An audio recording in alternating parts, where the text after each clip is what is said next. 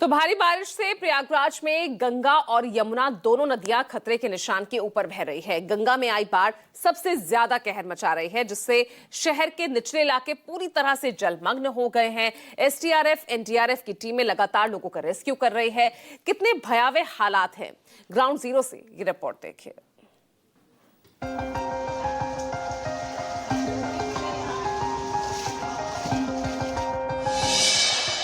गंगा में भयंकर उफान, प्रयागराज में त्राहिमाम।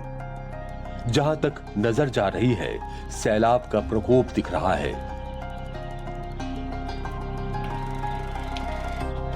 शहर के रिहायशी इलाके, यहां की गलियां हर वक्त भीड़ भाड़ से गुलजार रहती थी। वहां अब पानी का कब्जा है।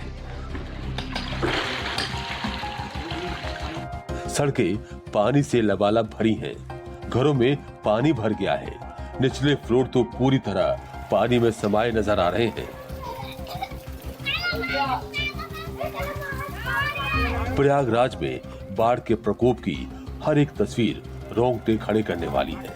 लोग घरों से निकलकर सुरक्षित स्थानों की तरफ जा रहे हैं। प्रयागराज में गंगा और यमुना दोनों नदियां उफान पर हैं। दोनों नदियां खतरे के निशान से करीब 1.5 मीटर ऊपर बह रही हैं। गंगा और यमुना का जलस्तर हर घंटे 2.5 सेंटीमीटर की रफ्तार से बढ़ रहा है। शहर के बघाड़ा, सलोरी, रसूलाबाद, छतनाग और दारागंज इलाके जलमग्न हो गए हैं। गंगा नदी का जलस्तर बीते 24 घंटे में सबसे तेजी से बढ़ा है, जिससे शहर के दर्जनों मोहल्लों और करीब 108 गांवों में बाढ़ के हालात हैं। लोग घर बार छोड़कर राहत शिविरों में पलायन करने को मजबूर हो गए हैं।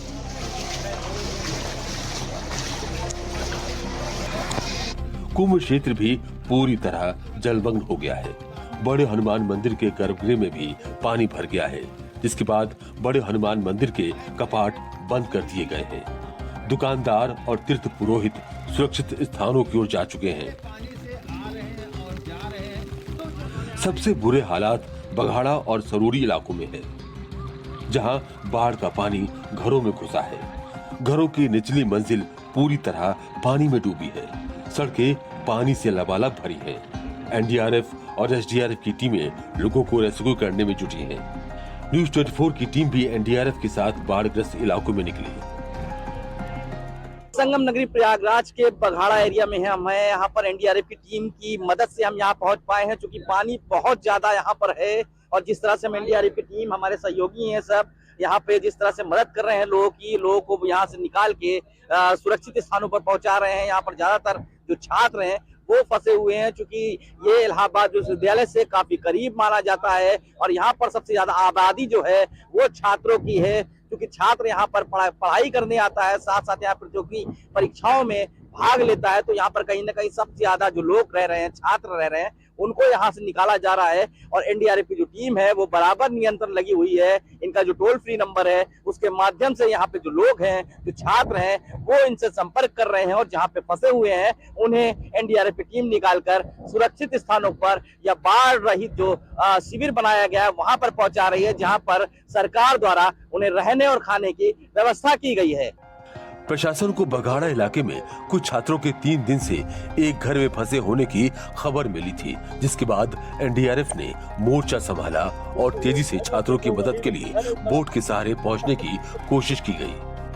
प्रयागराज के बघाड़ा एरिया में जा रहे हैं। यहाँ पर हम एनडीआरएफ की मदद से वहाँ पहुँच रहे हैं और हमारे साथ देखिए एनडीआरएफ की टीम है यहाँ पे मौजूद, जो लोगों को रेस्क्यू करने के लिए जा रही है। बराबर यहाँ पर जो बाढ़ आई हुई है, यहाँ पर कहीं ना कहीं वहां पर लोग फंसे हुए हैं, उनको एनडीआरएफ की टीम वहां से निकाल रही है और बराबर सुरक्षित स्थानों पर पहुंचा रही है। एनडीआरएफ, एसडीआरएफ और यूपी पुलिस की जो टीम है वो यहाँ पर बराबर काम कर रही है। जो भी यहाँ पे ज्यादातर चूंकि यहाँ पे छात्र हैं वो फंसे हुए हैं, क्योंकि बहुत सारे लोग ऐसे हैं जो छतों पर रह रहे हैं, जिनको पानी जब ज्यादा हो जा रहा है तो एनडीआरएफ की मदद ली जा रही है। और एनडीआरएफ के द्वारा यहाँ से जो जवान है वो पहुंचते हैं उनकी सूचना पर और उन्हें लेने जाते हैं। तो हम एनडीआरएफ के साथ आज यहाँ पर निकले हैं और यहाँ पर न्यूज 24 की टीम जा रही है बघाड़ा के क्षेत्र में, और वहां पर जाकर जो लोग वहां पे फंसे हुए हैं उनको निकालेंगे।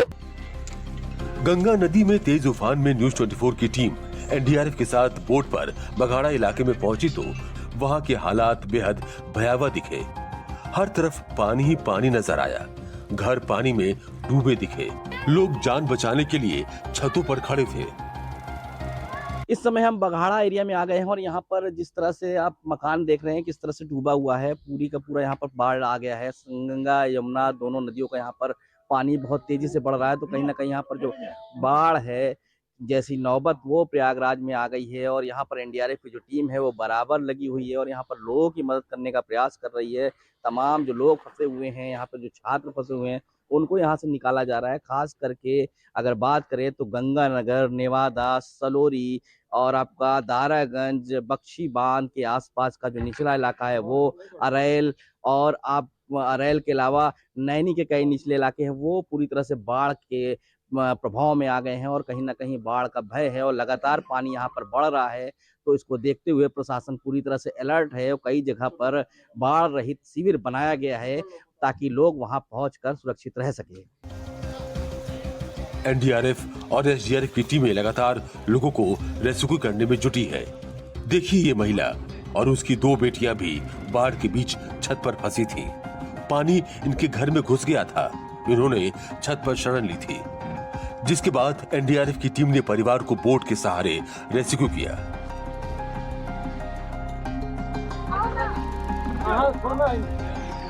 तीन दिन से करीब 10 छात्र छोटा बघाड़ा के एक घर में फंसे थे। उनके घर में 5 फीट से ज्यादा पानी भर गया था। वो लगातार मदद की गुहार लगा रहे थे। उन्हें एनडीआरएफ की टीम ने बोट के जरिए सुरक्षित बाहर निकाला। तो ये कहाँ पे फंसे थे और किस हालात में आपको एनडीआरएफ की टीम पहुंची है लेने? हम लोग बिस्तरा लाइब्रेरी छोटा बघाड़ा पूर्वांचल चौराहा के 100 मीटर अंदर फंसे थे। काफ़ी मशक्क़त के बाद हमारे दीपक भैया फ़ोन किए काफ़ी, तो खोजबीन करने के बाद इस टीम ने हमको रेस्क्यू किया। लाइब्रेरी से अब हम लोग वापस लौट रहे हैं सुरक्षित स्थानों पर। कितने लोग भैया आप लोग फंसे हुए थे? लगभग 10 लोग के करीब हम लोग थे और सकुशल हम लोग निकल रहे हैं। कितने दिनों से फंसे हुए थे? कितना पानी है वहाँ पे? लगभग 5 फीट तक पानी जो है कमरे के अंदर भी आ गया है और आप लोगों ने काफ़ी जो है सहयोग किया, इसके लिए हम लोग बहुत बहुत धन्यवाद दे रहे हैं आप लोगों को। तो लगभग आप लोग कब से वहाँ पे थे? हम लोग लगभग 3 दिनों से जो है वहाँ पे। किस तरह से आप लोग वहाँ पे पहुँचे, कब से थे, बाढ़ कब आई? 2-3 दिन से आइए, फंसे हुए हम लोग 3 दिन से वहाँ पर। तो आप कितनी देर से आप लोग इंतजार कर रहे थे कि एनडीआरएफ की टीम आए आप लोग को निकाल के यहाँ से ले जाए? सुबह से इंतजार कर रहे थे, लोकेशन बता रहे थे हम लोग। रेस्क्यू टीमें रात के अंधेरे में भी मुस्तैद हैं। बोट के जरिए अंधेरे में सर्च ऑपरेशन चलाया जा रहा है। किसी घर में कोई फंसा है तो उसे सुरक्षित निकाला जा रहा है। प्रशासन के मुताबिक शहरी इलाकों में 8 मोहल्लों से लोगों को सुरक्षित स्थानों पर पहुंचाया गया है, जबकि ग्रामीण इलाकों में 2 जगहों से सैकड़ों लोगों को निकाला गया है। 108 गांव और जो मोहल्ले हैं वो प्रभावित हुए हैं। शहरी क्षेत्र में लगभग 8 मोहल्लों से विस्थापन अभी हम लोगों ने कराया है। बाकी मोहल्लों में पानी तो गया लेकिन अब विस्थापन की स्थिति नहीं बनी। एनडीआरएफ और जल पुलिस लगातार भ्रमणशीला पेट्रोलिंग कर रही है कि कहीं भी कोई अगर अंदर रह गया हो, अगर खतरनाक स्थिति में ऐसी कोई बात हो तो उसको तत्काल रेस्क्यू कराया जाए।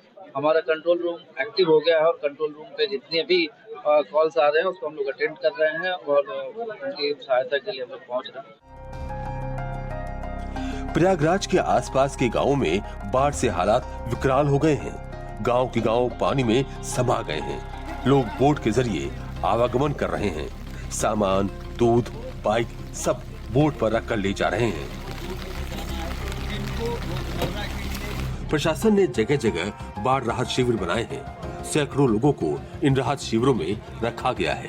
न्यूज 24 की टीम जब इन राहत शिविरों में पहुंची तो लोगों ने अपना दर्द साझा किया।